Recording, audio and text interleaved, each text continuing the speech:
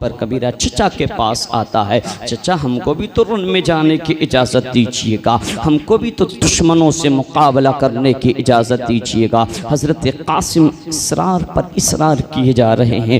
حسین سمجھاتے ہیں اے بھتیجے تم میرے بھائی کی واحد نشانی ہو، یکتا نشانی ہو، صرف اکیلی تم ہی ہو۔ اگر تم کو بھی میں رن میں جانے کی اجازت دے دوں، تم کو بھی موت سے آنکھ ملانے کی اجازت دے دوں تو بتاؤ کون باقی رہے گا؟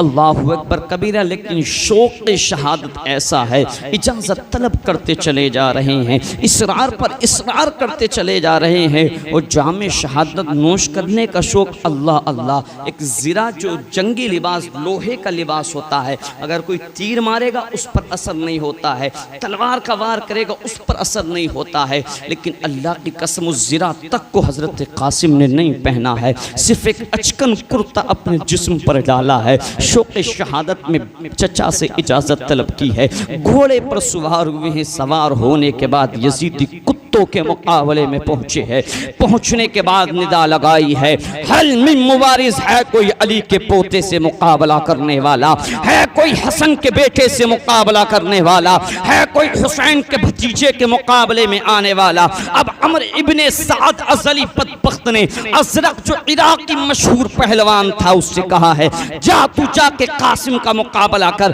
اب وہ بدبخت کہتا ہے، وہ شقی کہتا ہے تو پاگل ہو چکا ہے، میری پہلوانی کا چرچا صرف ملک عراقی نہیں، ملک شام بھی میری پہلوانی کا چرچا کیا کرتا ہے، میری بہادری کو سلام کیا کرتا ہے، تو ایک بچے کے مقابلے میں جانے کی مجھ سے بات کیا کرتا ہے۔ اللہ اکبر کبیرہ، عمر ابن سعد نے کہا ہے جس کو تو بچہ سمجھ رہا ہے، ارے نادان یہ کوئی اور نہیں ہے، یہ علی کا پوتا ہے، یہ حسن کا بیٹا ہے۔ اللہ اکبر کبیرہ، وہ ازرق کہتا ہے میرے 4 بیٹے ہیں، ان 4 بیٹوں میں سے جو سب سے چھوٹا بیٹا ہے وہی اس کے مقابلے کے لیے کافی ہے۔ اس نے اپنے چھوٹے بیٹے کو بھیجا ہے، آ کے اس نے حضرت قاسم پہ وار کیا ہے، حضرت قاسم نے اس کے وار کو روکا ہے، روکنے کے بعد ایسا اللہ کی قسم جوابی حملہ کیا ہے، ایک حملے میں اس کے پر خدشے اڑا کے رکھ دیے ہیں۔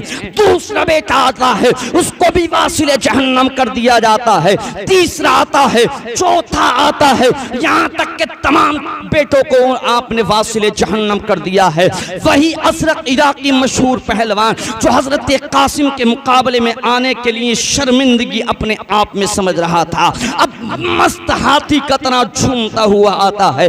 آنے کے بعد حضرت قاسم سنگھ کو ندا لگاتا ہے، ندا لگانے کے بعد کہتا ہے بچے مرنے کے لیے تیار ہو جاؤ۔ اللہ کی قسم حضرت قاسم نے اتنا سنا ہے، سننے کے بعد کہا ہے الحرب خدعۃ کے پیش نظر، اما وہ کیا حسین کے بھتیجے سے مقابلہ کرے گا، وہ کیا حسن کے بیٹے سے مقابلہ کرے گا، وہ کیا علی کے پوتے سے مقابلہ کرے گا کہ جس کو اپنے گھوڑے کی زین باندھنے کا طریقہ نہیں آتا ہے، جس کو یہ معلوم نہیں ہے کہ گھوڑے کو جب جنگ میں لے جایا جاتا ہے تو کس طریقے سے تیار کیا جاتا ہے، اس نے اپنے گھوڑے کی جانب دیکھا ہے۔ الحرب خدعۃ کے پیش نظر حضرت قاسم نے ایسا وار کیا ہے، ایک ہی بار میں اس کا کام تمام کر دیا ہے اور اس کی گردن کو اس کے تن سے جدا کر۔ اللہ اکبر کبیرہ۔ اب یزیدیوں نے دیکھا ہے تنہا مقابلہ نہیں کیا جا سکتا ہے، چاروں جانب سے تیروں کی بوچھار ہے۔ حضرت قاسم کو شدت پیاس نے تڑپایا ہے، آواز لگائیے العطش العطش یا امتا، اے چچا جان پانی، اے چچا جان اگر پانی کے چند قطرے، چند گھونٹ اگر آپ کے بھتیجے قاسم کو مل جائیں تو آج کربل کے میدان میں تاریخ رقم ہو جائے گی کہ ایک اکیلا علی کا پوتا، ایک اکیلا حسن کا بیٹا، حسین کا بھتیجا ہزاروں کے مرغے پر، ہزاروں یزیدی کتوں پر غالب آ گیا تھا۔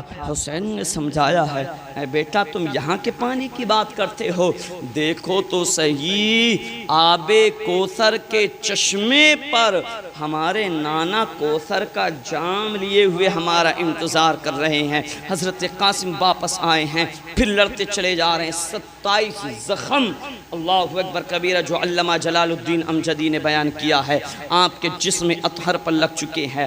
اب ایک ازلی بدبخت شیخ ابن سعد نے ایک ایسا تیر مارا مارا ہے، ایک ایسا تیر مارا ہے جو آپ کے سینے میں آ کے پیوست ہوتا ہے۔ وہ حسن کے بیٹا فرش پست سے نیچے تشریف لاتا ہے، تشریف لانے کے بعد اللہ اکبر کبیرہ ندا لگاتا ہے، ادرکنی ادرکنی یا امتا، اے چچا جان اپنے بھتیجے کی خبرگیری تو لیجئے، رہنمائی کیجئے، حال تو معلوم کیجئے۔ دوڑے دوڑے امام آئے ہیں، اپنے بھتیجے کو اپنی باہوں میں لیا ہے، لینے کے بعد لوگوں جو سینے کے اندر بھالا جو نیزہ پیوست ہوا ہے اس کو جیسے ہی نکالا ہے، اللہ کی قسم خون کا فوارہ شروع ہو گیا ہے۔ اس طریقے سے واحد حسن کی نشانی نے جام شہادت نوش کر لیا ہے۔ انا للہ و انا الیہ راجعون۔ قتل حسین اصل میں مرگ یزید ہے، اسلام زندہ ہوتا ہے۔ ہر کربلا کے بعد حضرت آ چکے ہیں، صرف وہ اہم نقطہ جو حسینی سید آج ہمارے درمیان ہے۔ حضرت علی اکبر تمام شہادتوں کے بعد امام حسین کی شہادت مجھ سے قبل آپ نے سماعت کر لی۔ اللہ اکبر کبیرہ، اللہ کی قسم 10 محرم الحرام کی جو یہ رات تھی، جو رات چل رہی ہے، یہ بڑی خطرناک رات تھی۔ یہ مت سمجھنا ان یزیدی کتوں نے صرف اسی پر بس کر دیا تھا کہ حسینیوں کو شہید کر دیا، بس کر دیا گیا تھا، نہیں، اللہ کی قسم سب سے بڑا منظر قیامت جو ڈھائی تھی حسینی گھر والوں پر، وہ اسی رات کو ڈھائی گئی تھی۔ لوگوں یار ان کو کفن تو کیا دیا جاتا، کوئی اللہ اکبر کبیرہ ان کی نماز جنازہ تو کیا ادا کرتا۔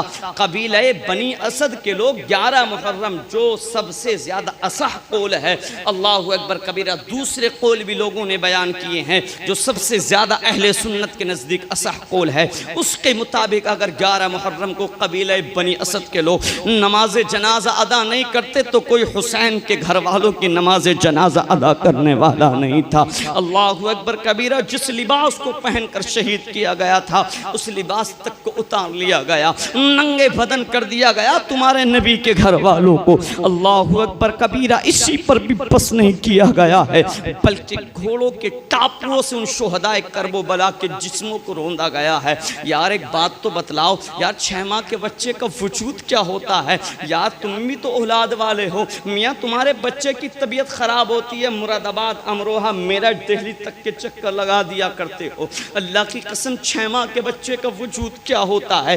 جس وقت حضرت علی اصغر کے کلیجے پر، سینے پر کسی گھوڑے نے اپنے ٹاپو کو، اپنے قدم کو رکھا ہوگا، حضرت علی اصغر کو روندا ہوگا، اللہ کی قسم مسئلہ ہوگا، تو سوچو تو صحیح علی اصغر کے کلیجے پر کیا بیتی ہوگی۔ اللہ اکبر کبیرہ، کیسے ظلم کے پہاڑ توڑے گئے ہیں۔ اسی منظر میں یہ آخری بات لوگوں وہ آگ کے حوالے کر دیا گیا۔ بیمار عابد، نکاحت، کمزوری، اللہ اکبر اتنی ہے کہ خیمے سے تک باہر نہیں لا آ سکتے ہیں، خیمے کو آگ کے حوالے کر دیا۔